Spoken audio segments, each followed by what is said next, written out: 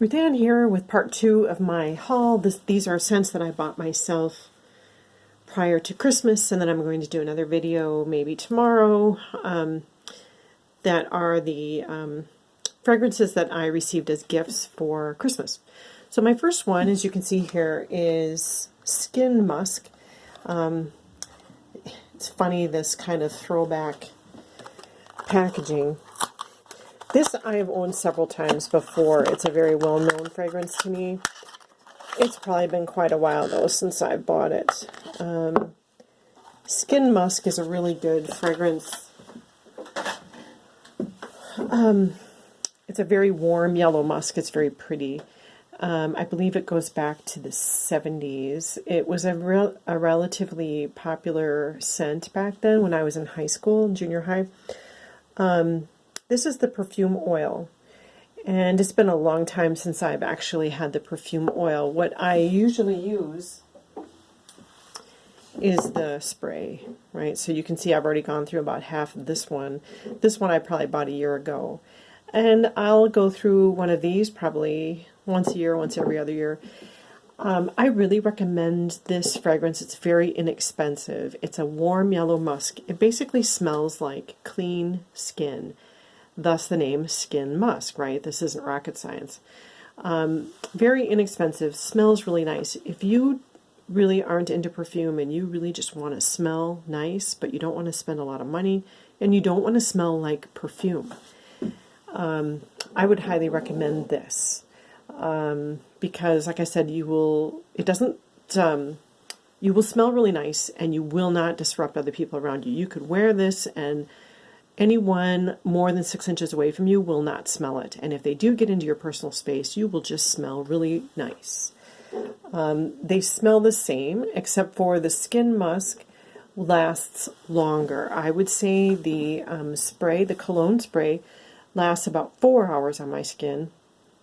And if you're a nurse or you work in healthcare or in a perfume-free environment, this is very safe to reapply during the day, off and on. And no one will know you're wearing, you will never smell perfumey. This, however, will last 8+ hours. So one little oil like this will probably last me a couple of years or longer. So one of those hidden gem cheapies, in my opinion. Next up, I have a kind of an old-time classic. If you haven't guessed, I like the old-time classics. This is Lanvin. I don't know exactly how it's pronounced, but this is the original Arpege. This goes back to, this is pre-Chanel No. 5. So this goes back to the 19-teens, I believe. And I'm not going to get into the whole story about this logo. That's been told a million times. But Arpege right now, or I'm sorry, Lanvin, Arpege, there's a lot of flankers to this that probably don't have anything to do with this. Like the Éclat version and several others that probably don't smell anything like this that are very known and popular right now. This is the reformulation of the original, which is a lot like, I'd say, the most similar to Chanel No. 5. It's a powdery, aldehydic floral with notes of hyacinth is probably the most predominant, carnation, marigold, things of that nature, with a musk and civet base. This is not an animalic fragrance, in my opinion. Even in the dry down, I really don't get any sense of an animalic note. It's just a feminine, powdery, beautiful fragrance. It performs really well. Probably 6 to 8 hours. Not a huge throw, not a lot of sillage, but very pretty and very inexpensive. I think I paid $20 for this, and I really love it. If you like Chanel No. 5, I guarantee you'll like this. I have no trouble guaranteeing you that you'll like this. Next up is, this is Elizabeth Taylor's Diamonds and Rubies. So this is one of her classics. This is from 1993. This, of all of her classic fragrances, this one is my absolute favorite. And I'll show you, I have an open bottle that I'll show you as well. This is one of my absolute winter staple fragrances. It's unique. I don't have anything like it in my collection. It's got a real aldehydic floral burst in the beginning. Then it's got a warm, musky, yellow musk kind of peach note. Now, peach in fragrances is not my favorite note. In fact, in sweet, fruity florals, I really dislike peach. But in this is kind of a spicy, oriental, with the peach note, and so it really works. And more than any other fragrance on earth, to me, this fragrance is Christmas. This is the month of December and January. Absolutely love this fragrance. I do plan this winter on getting diamonds and emeralds and diamonds and sapphires too, because I like this one so much.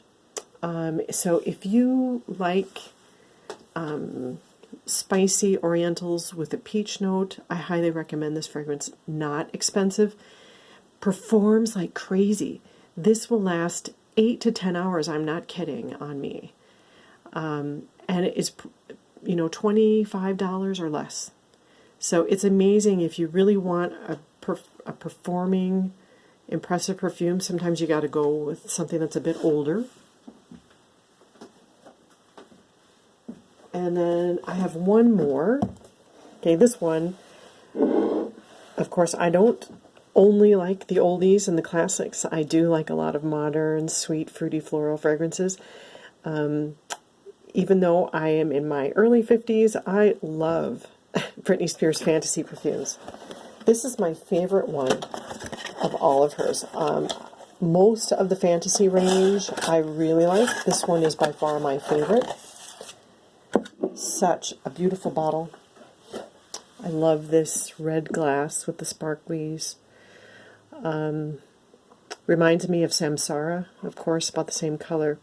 Anyway, of all of the fantasy line, this has the fantasy DNA of the fruity floral musky base. However, the top notes are real orange. Citrus smells a lot like a spicy, slightly spicy, sweet orange juice. And it's kind of, okay, so if you were to take Diamonds and Rubies, and I said it's got that peach note, spicy, smells like Christmas, and you modernized it and tried to gear it towards people under the age of 20, this is what you'd get. So even though these are different eras, very different perfumes, they're both celebrity scents, I would pretty much guarantee if you like Diamonds and Rubies, you'll like Hidden Fantasy. I just love this. The performance on this is not as great. I would say 4 to 6 hours, where this one is 8 to 10 hours. But I just love it. To me, this also is the holidays. This is a holiday scent for me. December, January, winter heavy hitter. I really don't ever wear this in the warm weather. But I just love it. There's something cozy and lovely about Hidden Fantasy. And this is my second bottle of it, and I hope that it's available forever, because it's one of my favorites. So this is part 2 of my pre-Christmas haul.